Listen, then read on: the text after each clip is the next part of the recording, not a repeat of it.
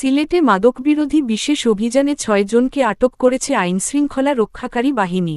বৃহস্পতিবার রাত ১২ পর্যন্ত জেলার বিভিন্ন এলাকায় পরিচালিত এ অভিযানে তাদের আটক করা হয়। সংশ্লিষ্ট সূত্র জানায়, মাদক ব্যবসা ও সেবনের বিরুদ্ধে চলমান অভিযানের অংশ হিসেবে বিভিন্ন স্থানে অভিযান চালিয়ে সন্দেহভাজন ৬ জনকে আটক করা হয়। এ সময় তাদের কাছ থেকে মাদকদ্রব্য উদ্ধার করা হয়েছে বলে জানা গেছে। আটককৃতদের বিরুদ্ধে মাদকদ্রব্য নিয়ন্ত্রণ আইনে মামলা প্রক্রিয়াধীন রয়েছে।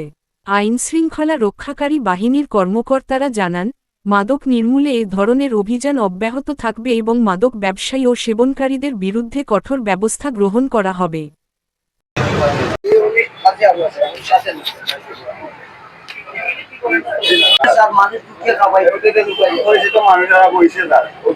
কোথায় খাচ্ছিলেন? সম্মান তো রাখেনি না, এটা অসম্মানজনক অবস্থায় নিয়ে গেছে। এরকম যদি হয় তাহলে কেমন আর একটা সবচেয়ে বড় বিষয় হচ্ছে আপনি মাজারের মতো পবিত্র জায়গায় পাগলে পাগলে বিক্রি করে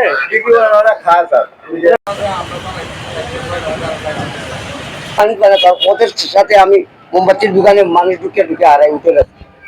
এখানে টিচার স্টুডেন্ট আছে না,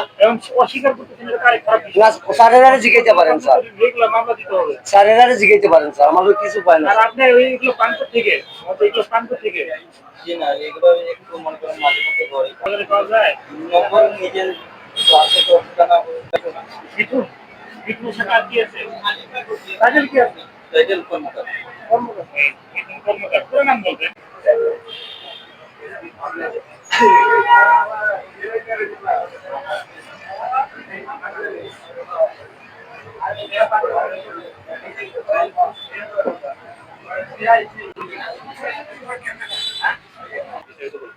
ধন্যবাদ।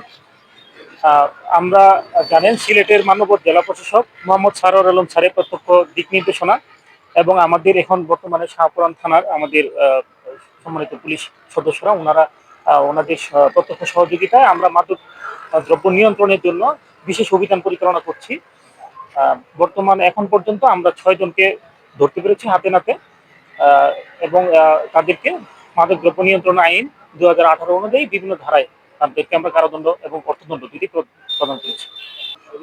আমরা এই পর্যন্ত ৬ জনকে ধরার মাঝে একজনকে সিরিয়াস মানে রকমের ক্রাইমরত অবস্থায় পাওয়া গেছে। উনি ইয়াবা সেবন করে ওনার বাড়ি ঘর ভাঙচুর করছিল এবং ওনারাকে আমরা হাতে নাতে গ্রেপ্তার করে ওনাকে ১.৫ বছরের কারাদণ্ড প্রদান করেছি। একজনকে মদ্যপান অবস্থায় পাওয়া গেছে এবং বাকি সবাই ছিল ইয়াবা সেবী অথবা আবার গাঁজা সেবী এরকম। তা আমরা বাকি ৫ জনকে ৩ মাসের বিনাশ্রম কারাদণ্ড প্রদান করেছি এবং সাথে অর্থদণ্ড প্রদান করেছি।